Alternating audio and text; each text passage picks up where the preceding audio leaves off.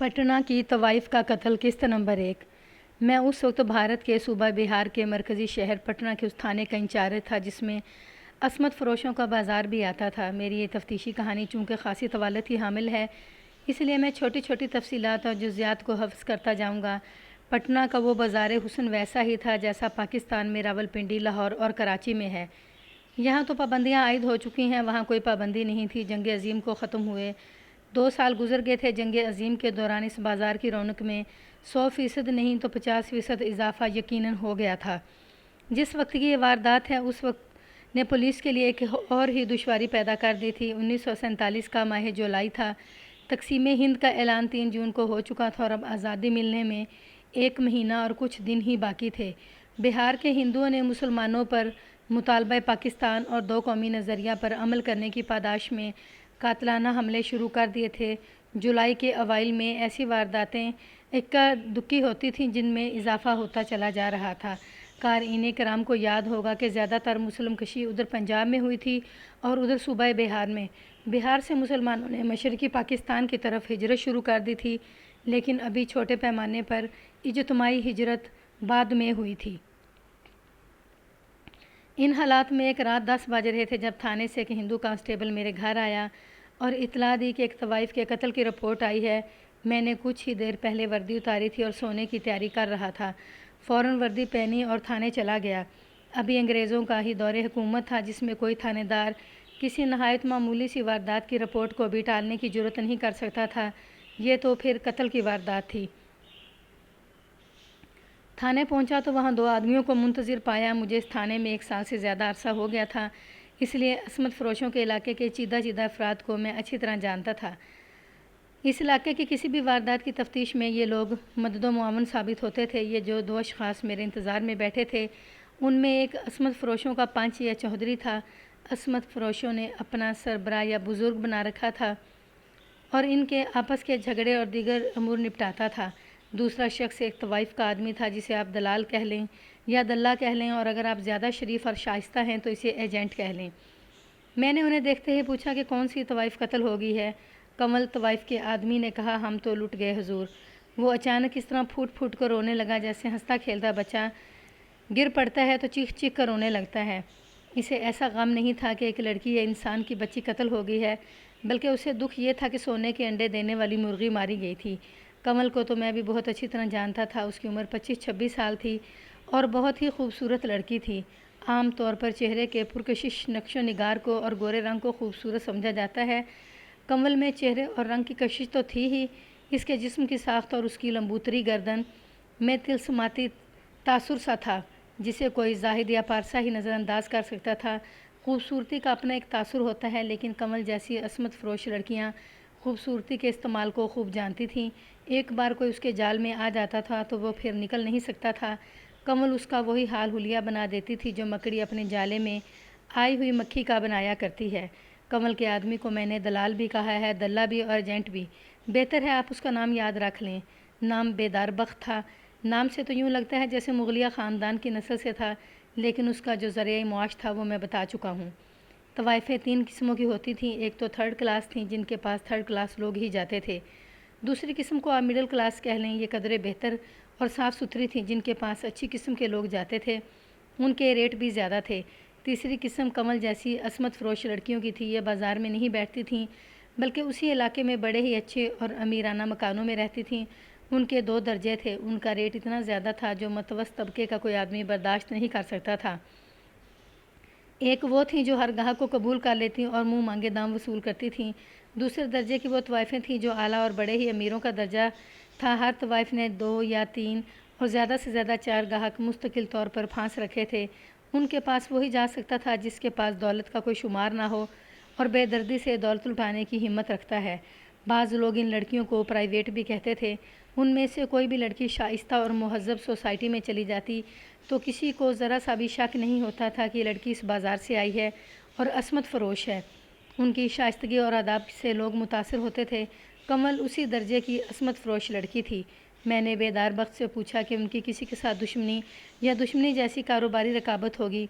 उसने और इस इलाके के पंच ने पूरे वसूख से बताया कि उनकी किसी के साथ दुश्मनी नहीं थी, دشمنی یہی ہو سکتی تھی کہ کنول نے کسی اپنی جیسی طوائف کا کوئی مستقل گاہک ادھر سے توڑ کر اپنی مٹھی میں لے لیا ہوگا۔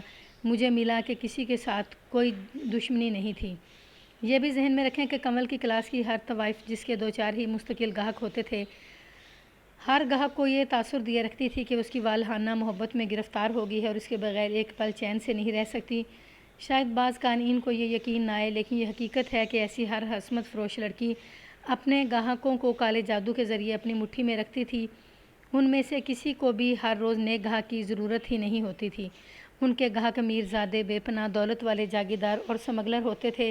معذرت خواہ ہوں کہ بات سے بات نکلتی چلی جا رہی ہے اور ابھی میں اصل کہانی تک نہیں پہنچا۔ میں پاکستان کی اپر کلاس سوسائٹی کی ایک بات کہنا چاہتا ہوں۔ اب تو اس قسم کی عصمت فروشی ہماری اپر کلاس عورتوں میں بھی آ گئی ہے۔ یہ اچھی قسم کے خاندانوں کی عورتیں ہیں۔ ایسی ہر عورت کسی امیر کبیر آدمی کو پھانس لیتی ہے اور اسے تھوڑے سے عرصے میں کنگال کر کے الگ پھینکتی اور ایسے ہی ایک اور کو پھانس لیتی ہے۔ اگر میں کہوں کہ ایسی عورتوں نے پاکستان کی حکومت اور انتظامیہ کو اپنے زیر اثر لے رکھا ہے تو یہ مبالغہ نہ ہوگا۔ میں مطلوبہ کاغذی کارروائی اور رپورٹ کا اندراج وغیرہ کر کے بیدار بخت اور اس کے پنچ کے ساتھ جائے واردات پر چلا گیا۔ عام قسم کی طوائفوں کے بازار کے قریب ہی بڑا ہی اچھا اور صاف ستھرا مکان تھا جس میں کنور رہتی تھی۔ مجھے اس کمرے میں لے جایا گیا جہاں اس کی لاش پڑی تھی۔ مجھے شک تھا کہ کوئی مستقل گاہک آیا ہوگا اور کوئی وجہ پیدا ہوگی جس کی بنا پر وہ کنول کو قتل کر کے بھاگ نکلا، لیکن مجھے بتایا گیا کہ وہ ابھی تیار ہی ہو رہی تھی اور ابھی کوئی گاہک نہیں آیا تھا۔ آنے والے نے 1.5-2 گھنٹے بعد آنا تھا۔ جس کمرے میں لاش پڑی ہوئی تھی وہ کنول کا میک اپ کا کمرہ تھا۔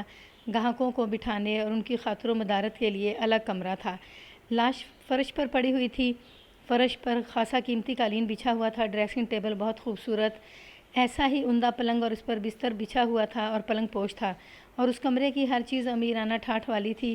کمرے میں ایسی خوشبو پھیلی ہوئی تھی جو کم از کم میرے لیے نہیں تھی۔ یہ رومانی تاثر پیدا کرنے والی خوشبو تھی۔ لاش ایک پہلو کے بل پڑی تھی۔ مقتولہ نے ساڑی باندھ رکھی تھی اور اس کے بال کھلے ہوئے اور اس طرح بکھرے ہوئے تھے کہ اس کی گردن بھی ڈھکی ہوئی اور چہرہ بھی ڈھکا ہوا تھا۔ میں نے لاش کے قریب بیٹھ کر اس کے بال اس کے چہرے اور گردن سے ہٹائے۔ میں اس کے بالوں کی ملائمیت سے ہی حیران رہ گیا۔ ریشم کے تار سے زیادہ ملائم کیا ہوں گے؟ اکثر خواتین و حضرات حیران ہو جاتے ہیں کہ فلاں عورت نے فلاں شخص کو شاہ سے گدھا بنا دیا ہے۔ کبھی میں بھی حیران ہوا کرتا تھا کہ آدمی اتنا بے وقوف بھی نہیں بن سکتا کہ دولت اور جائیدادیں بھی لٹا دے۔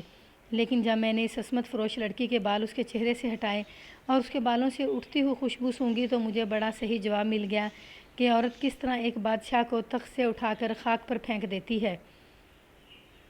مقتولہ کی لمبوتری گردن پر صاف نشانات تھے کہ اس کا گلا گھونٹا گیا ہے۔ پھر میں نے اس کی ساڑی اچھی طرح دیکھی، بالکل صحیح بندھی ہوئی تھی، کہیں سے بھی پھٹی ہوئی، کھینچی ہوئی یا اٹھی ہوئی نہ تھی۔ صاف پتہ چلتا تھا کہ اس پر مجرمانہ حملہ نہیں ہوا اور اسے صرف قتل کیا گیا ہے۔ یہ بھی نوٹ فرمائیں کہ بیدار بخت نے خاص طور پر مقتولہ کے زیورات اور دیگر قیمتی اشیاء دیکھی تھیں۔ وہ سب جوں کی توں ڈریسنگ ٹیبل کی دراز میں پڑی ہوئی تھیں۔ اس سے یہ واضح ہوا کہ قتل ڈکیتی کی خاطر نہیں ہوا، اس کا باعث کچھ اور ہو سکتا ہے۔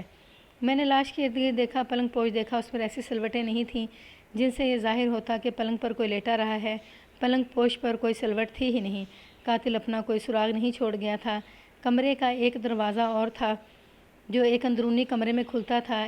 ایک کھڑکی تھی جو باہر کو کھلتی تھی۔ کھڑکی کے آگے بڑا ہی خوشنما اور بڑا قیمتی پردہ لٹکا ہوا تھا۔ یہ پردہ 2 حصوں میں تھا، دونوں حصے ذرا ہٹے ہوئے تھے اور درمیان سے کھڑکی نظر آ رہی تھی جو کھلی ہوئی تھی۔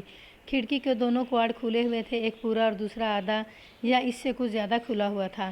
میں نے کھڑکی میں جھک کر باہر دیکھا۔ پیچھے کشادہ گلی تھی، سامنے 2 مکانوں کے دروازے تھے اور آگے جا کر 3-4 دکانیں تھیں جن میں ایک یا غالباً دونوں پان سگریٹ کی تھیں۔ اس کھڑکی سے 10-12 قدم کے فاصلے پر بجلی کا کھمبا تھا جس کے ساتھ ایک بلب جل رہا تھا۔ پولیس کے آنے کی وجہ سے لوگوں کو پتہ چل گیا کہ کنول قتل ہو گئی ہے۔ تماشائی گلی میں اکٹھے ہو رہے تھے۔ میرے ساتھ ایک ہیڈ کانسٹیبل اور 3 کانسٹیبل تھے۔ وہ باہر گلی میں کھڑے تھے۔ وہ بیکار نہیں کھڑے تھے بلکہ اپنا کام کر رہے تھے۔ وہ لوگوں میں گھل مل گئے تھے، ان کی باتیں بھی سن رہے تھے اور کچھ ان سے پوچھ بھی رہے تھے۔ وہ اپنے طور پر سراغ رسانی کر رہے تھے۔ میں نے اپنے سٹاف کو یہ ٹریننگ دے رکھی تھی، اس کے مطابق وہ اپنا کام کر رہے تھے۔ میں نے لاش پوسٹ مارٹم کے لیے بھجوا دی۔ میں اس کام کے لیے ایک اور ہیڈ کانسٹیبل اور کانسٹیبل کو ساتھ لایا تھا۔ دونوں کو لاش کے ساتھ بھیجا کہ راستے میں کوئی گڑبڑ نہ ہو اور ڈاکٹر وقت ضائع کیے بغیر پوسٹ مارٹم کر دے۔ اس دور میں ڈاکٹروں کو یہ کہنے کی ضرورت ہی محسوس نہیں ہوتی تھی کہ وہ پوسٹ مارٹم جلد شروع کریں۔ پوسٹ مارٹم لاش پہنچتے ہی شروع کر دیا جاتا تھا۔ پاکستان میں یہ خبر پڑھ کر افسوس ہوتا ہے کہ لاش 2 دن سرکاری ہسپتال کے سرد خانے میں پڑی رہی اور پوسٹ مارٹم ہوا ہی نہیں۔ میں نے پوچھا کہ کھڑکی اسی طرح کھلی رکھی جاتی ہے؟ جواب ملا کہ کھڑکی عام طور پر بند رہتی ہے، البتہ مقتولہ کسی وقت کھڑکی کھول کر باہر دیکھنے لگتی تھی اور جب وہاں سے ہٹتی تو کھڑکی بند کر دیا کرتی تھی۔ میں نے ان سے کچھ اور معلومات لیں۔ ان کے مطابق بات یوں سامنے آئی کہ اس کمرے کا دروازہ جو اندر کی طرف کھلتا تھا بند تھا، لیکن اندر سے چٹخنی نہیں چڑھی ہوئی تھی۔ باہر والا دروازہ بند رہتا تھا اور اندر سے دونوں چٹخنیاں چڑھا کر رکھی جاتی تھیں۔ یہ اس لیے کہ کوئی ناپسندیدہ آدمی اس گھر کو طوائف کا گھر سمجھ کر دستک دیے بغیر اندر نہ آ سکے۔ مجھے بتایا گیا کہ جب انہیں پتہ چلا کہ کنول قتل ہو گئی ہے تو بیدار بخت نے پہلا کام یہ کیا کہ باہر والا دروازہ دیکھا۔ اندر والی دونوں چٹخنیاں چڑھی ہوئی تھیں، جس کا مطلب یہ تھا کہ باہر سے کوئی نہیں آیا تھا۔ اگر کھلا ہوتا تو یوں ہو سکتا تھا کہ قاتل باہر سے آیا اور دیکھا کہ صحن میں کوئی نہیں اور کنول بھی نہیں، اور کنول اپنے کمرے میں ہوگی تو نظر بچا کر اس کمرے میں چلا گیا اور کنول کا گلا گھونٹ کر دروازے کی طرف سے یا کھڑکی کی طرف سے فرار ہو گیا۔ یہ امکان بھی میرے ذہن میں آیا کہ قاتل اسی گھر کا کوئی فرد ہوگا یا کسی آدمی کو جو ان کی آمدنی کا حصے دار ہوگا۔ ان لوگوں نے کوئی تنازع پیدا کر کے اسے الگ کر دیا ہوگا۔ اس شخص نے یہ تنازع اس طرح ختم کیا کہ کنول کو اس کمرے میں تنہا دیکھ کر اس کا گلا گھونٹا اور کھڑکی کے راستے باہر نکل گیا۔ اس شک کو ذہن میں رکھ کر میں نے بیدار بخت سے پوچھا کہ گھر میں اور کون کون رہتا ہے؟ معلوم ہوا کہ ایک تو بیدار بخت تھا، دوسری کنول کی ماں تھی اور تیسرا ایک نوکر تھا جس کی عمر 16-17 سال تھی۔ وہ گھر کے دوسرے کام کے علاوہ کھانا پکانا بھی کر دیا کرتا تھا۔ میں نے کنول کی ماں کو دیکھا۔ اس کی عمر 45 برس سے ذرا اوپر ہی ہوگی، کم نہیں تھی۔ اس کی شکل و صورت کنول سے اتنی ملتی جلتی تھی کہ اس میں ذرا سا بھی شک نہیں رہتا تھا کہ یہ کنول کی ماں ہے۔ اس عمر میں وہ بھی خوبصورت لگتی تھی۔ بیدار بخت کے متعلق پوچھا تو پتہ چلا کہ ان لوگوں کے ساتھ خون کا کوئی رشتہ نہیں، صرف کاروباری تعلق ہے جو وقت گزرنے کے ساتھ جذباتی بن گیا ہے۔ بیدار بخت کا گہرا تعلق اس علاقے کے پیشہ ور غنڈے اور بدماشوں کے ساتھ تھا۔ یہ ایک پاور تھی جو اس پیشے میں ضروری سمجھی جاتی تھی۔ بیدار بخت بھی شک کیا جا سکتا تھا۔ یہ پیشہ ہی ایسا تھا کہ کسی وقت بھی کوئی سا جھگڑا یا تنازع پیدا ہونے کا امکان موجود تھا۔ میں نے اسی شک کو ذہن میں رکھ کر کنول کی ماں سے پوچھا کہ اس وقت گھر کا ہر فرد کیا کام کر رہا تھا اور کہاں تھا۔ ماں نے بتایا کہ بیدار بخت نہانے کے لیے غسل خانے میں چلا گیا تھا، اسے بھی تیار ہونا تھا۔ نوکر باورچی خانے میں مصروف تھا اور وہ 1 منٹ کے لیے بھی باہر نہیں آیا۔ میرے ایک سوال کا جواب ماں نے دیا کہ اسے یقین تھا کہ جس وقت بیدار بخت غسل خانے میں گیا اس وقت کنول اپنے کمرے میں میک اپ کر رہی تھی۔ میں نے نوجوان نوکر کو بھی اچھی طرح دیکھا تھا۔ اس کے خلاف یہ شک ذہن میں آتا تھا کہ نوجوان ہے اور کنول بہت ہی خوبصورت اور اس جیسے نوجوان کو مشتعل کر دینے والی لڑکی تھی۔ ہو سکتا تھا نوکر نے چپکے سے واردات والے کمرے میں جا کر کنول پر دست درازی کی ہو اور اس کی مزاحمت پر یا اس خطرے کے پیش نظر کہ اسے پکڑوا دے گی نوکر نے اس کا گلا گھونٹ دیا۔ لیکن کنول کی ماں نے پر اعتماد لہجے میں بتایا کہ نوکر باورچی خانے میں ہی مصروف رہا اور اس وقت باہر نکلا تھا جب شور اٹھا کہ کنول کو کوئی مار گیا ہے۔ یہ تو ان لوگوں نے پہلے ہی بتا دیا تھا کہ ان کی کسی کے ساتھ کوئی دشمنی نہیں۔ جائے واردات پر تفتیش کے دوران ان لوگوں کا پنچ بھی موجود تھا۔ میں نے وہاں ایک بار پھر دشمنی کی بات کی تو اس پنچ نے کہا کہ ان لوگوں کے کچھ اپنے اصول ہیں جن پر وہ سختی سے کاربند رہتے ہیں۔ کنول کی کلاس کی طوائفیں ایک دوسری کو دھوکہ نہیں دیا کرتی تھیں اور ان کے مالک یا دلال بھی ان اصولوں کی پابندی کیا کرتے تھے۔ میں نے پہلے کھڑکی کا ذکر کیا ہے کہ یہ کھلی ہوئی تھی۔ اب دیکھا کہ میرے ذہن میں جو شکوک ابھرے تھے وہ صاف ہو گئے ہیں تو میں نے کھڑکی کی طرف پوری توجہ دی۔ یہ یقین ہو گیا تھا کہ باہر والے دروازے سے کوئی اندر نہیں آیا تھا۔ گھر کا کوئی بھی فرد اس قتل میں ملوث نہیں تھا۔ پھر یہی ایک صورت رہ جاتی تھی کہ قاتل کھڑکی کے راستے اندر آیا اور مقتولہ کا گلا گھونٹ کر کھڑکی کے راستے ہی باہر نکل گیا۔ میں نے کھڑکی کے دونوں پردے پوری طرح دائیں بائیں کر دیے تاکہ کمرے میں روشنی پوری کھڑکی پر پڑے۔ کھڑکی کی دہلیز پر پاؤں کا صاف نشان تھا۔ پاؤں ننگا نہیں تھا بلکہ جوتی میں تھا۔ یہ نشان اتنا مدھم تھا کہ اسے کوئی تفتیشی افسر ہی دیکھ سکتا تھا۔ دہلیز پر ذرا سی گرد تھی، اس نہایت معمولی سی گرد پر رگڑ سی تھی اور بلا شک و شبہ کہا جا سکتا تھا کہ اس کھڑکی میں سے کوئی آیا اور گیا ہے۔ باہر گلی پکی تھی اس لیے کسی قدموں کے نشان ملنا ممکن نہیں تھا۔ یہ تو مجھے معلوم تھا اور پھر مجھے بیدار بخت نے بھی بتا دیا کہ ان کا کاروبار ایسا نہیں تھا کہ ایک گاہک آیا کچھ دیر بعد وہ چلا گیا، ایک اور آ گیا اور یہ آنا جانا لگا رہا۔ میں پہلے بتا چکا ہوں کہ کنول کس درجے کی عصمت فروش لڑکی تھی۔ انہوں نے میرے استفسار پر بتایا کہ ان دنوں ان کے پاس 3 مستقل گاہک تھے۔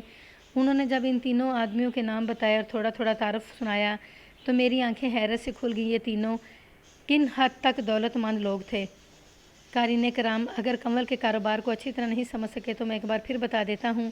میں جنہیں گاہک کہہ رہا ہوں ان کے ساتھ ان لوگوں کا رویہ گاہکوں والا نہیں ہوتا تھا، یہ دوستی والا انداز تھا۔ مثلاً ایک گاہک آیا، دوست آیا اور کنول کو کسی پہاڑی مقام پر لے گیا۔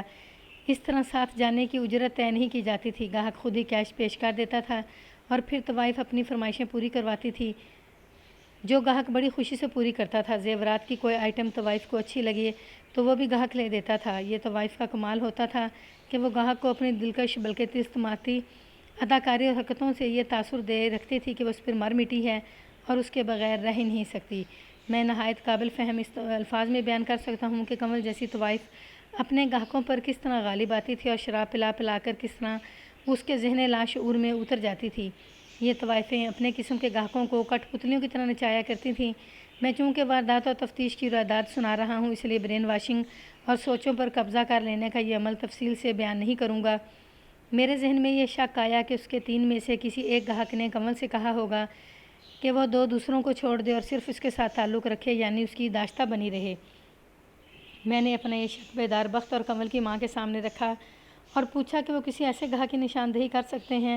ان دونوں نے غم زدہ آواز میں کہا کہ یہ مطالبہ تو ہر گاہک کرتا ہے، ہر وہ گاہک جو ایک رات کے 1000 روپے دے دیتا ہے وہ اپنا حق سمجھتا ہے کہ لڑکی کو مستقل اپنی داشتہ بنا لے۔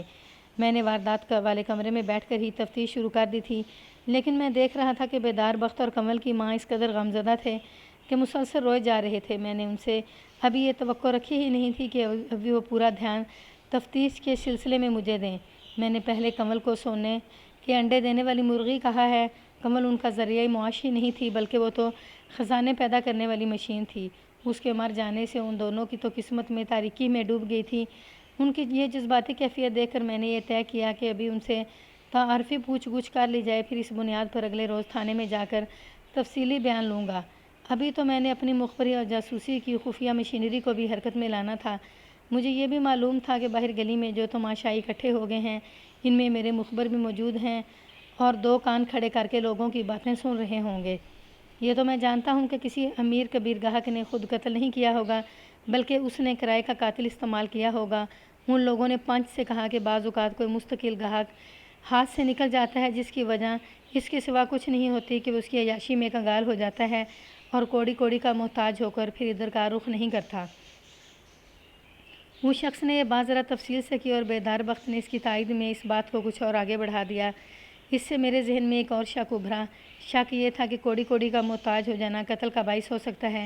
قارئین کرام نے ایسی کہانیاں سنی ہوں گی اور فلمیں بھی دیکھی ہوں گی کہ ایک آدمی کسی طوائف پر دولت لٹاتا رہا اور عیاشی جاری رکھنے کی خاطر جائیداد بھی بیچ ڈالی اور رقم بھی اڑ گئی اور پاس پلے پھوٹی کوڑی بھی نہ رہی تو طوائف نے اسے دھتکار دیا۔ ذرا اپنے آپ کو تصور میں اس پوزیشن میں لائیں کہ جس پر آپ نے لاکھوں کو ہار پیسہ برباد کر دیا وہ آپ کے گھر میں داخل بھی نہ ہونے دے، تو آپ کے ذہن میں یہی ایک ارادہ آئے گا کہ اسے قتل کر کے اپنی بربادی اور بے عزتی کا انتقام لیا جائے۔